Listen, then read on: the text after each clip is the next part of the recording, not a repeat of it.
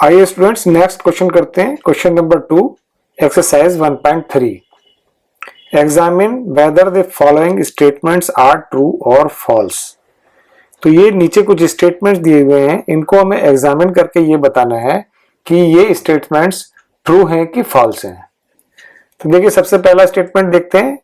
यहाँ एक सेट दिया हुआ है जिसके के एलिमेंट्स हैं ए और बी, दूसरा सेट दिया हुआ है जिसके के एलिमेंट्स हैं बी सी और ए।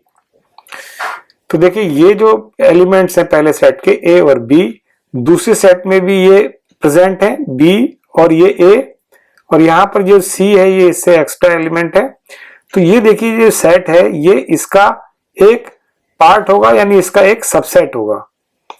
तो ये इसका मतलब क्या हुआ कि ये स्टेटमेंट यहां दिया हुआ कि इज नॉट ए सबसेट, तो ये हो गया फॉल्स।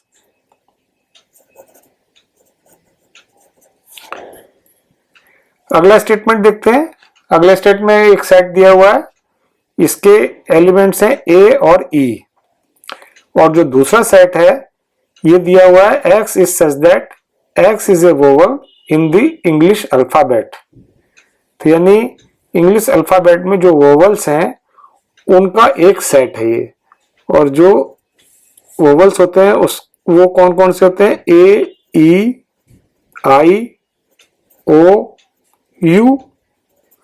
तो इसका मतलब क्या हुआ, ये ए और ई जो वोवल्स हैं वो यहां पर भी है, यानी ये सेट इसका एक सबसेट होगा।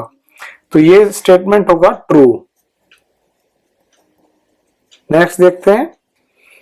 अगला स्टेटमेंट दिया हुआ, यहां एक सेट दिया हुआ है जिसके एलिमेंट है 1 2 और 3, और जो दूसरा सेट दिया हुआ है इसके एलिमेंट्स हैं 1 3 एंड 5।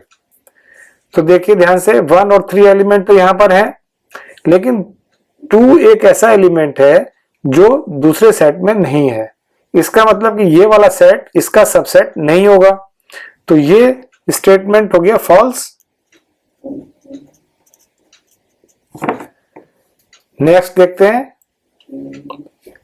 यहां एक सेट दिया हुआ है जिसका के एलिमेंट है ए, और ये एक सेट दिया हुआ है जिसके के एलिमेंट है ए और बी, ए बी एंड सी।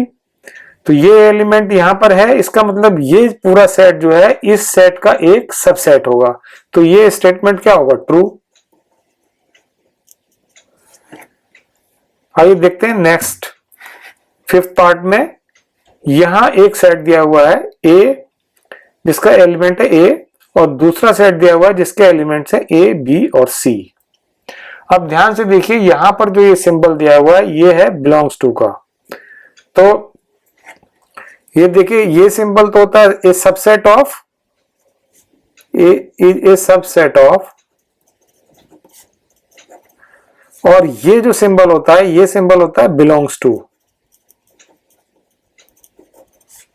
तो दोनों सिंबल्स का डिफरेंस ये है। अब यहां ध्यान से देखिए कि ये पूरा सेट जो है इस सेट का एलिमेंट नहीं है, और जब एलिमेंट होता है इसका तो हम कैसे लिखते हैं उसको, तब हम लिखते हैं इसको, यानी कि अगर ये बिलोंग्स टू और यहां पर ये एक एलिमेंट्स होता तो ये ऐसे लिखा जाता, यानी पूरा का पूरा जो सेट है वो इस सेट का एक एलिमेंट है। तब तो इन दैट केस तो ये ट्रू हो जाता, क्योंकि यहां पर ये सेट जो है बिलोंग्स टू ये हो जाता। तब तो हम कह देते कि भाई ये एक ट्रू स्टेटमेंट है। या फिर अगर यदि ये एक सिंगल एलिमेंट ऐसे होता और ये बिलोंग्स टू ऐसे करके लिखा होता तो तब भी ये ट्रू होता, क्योंकि ये एलिमेंट यहां पर भी है, ये बिलोंग्स टू दिस है, तो भी ये ट्रू होता। लेकिन ये जो पूरा का पूरा जो सेट है वो इसका एलिमेंट नहीं है, यानी this set does not belong to this. तो इसका मतलब ये सेट, ये जो स्टेटमेंट है ये हो गया फॉल्स।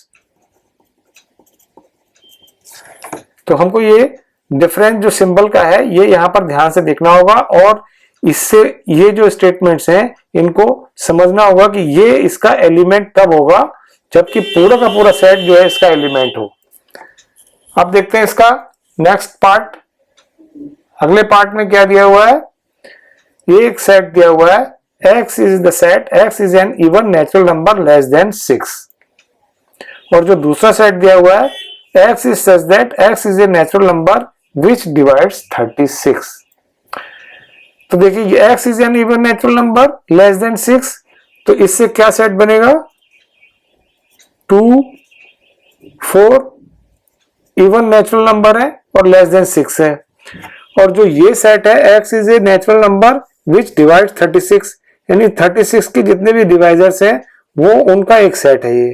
तो ये सेट कौन कौन से हो सकते हैं 1 2 3, ये सब 36 को डिवाइड कर रहे हैं, 4, इसके बाद क्या होगा 6 9 12 18 36, ये सारे के सारे जो एलिमेंट्स हैं वो 36 को डिवाइड करते हैं। तो इसका मतलब देखिए ध्यान से, ये जो सेट है इसके एलिमेंट 2 4 है, ये यहां पर भी 2 4 है, यानी कि ये वाला सेट इसका सबसेट होगा। तो ये जो है एक ट्रू स्टेटमेंट होगा।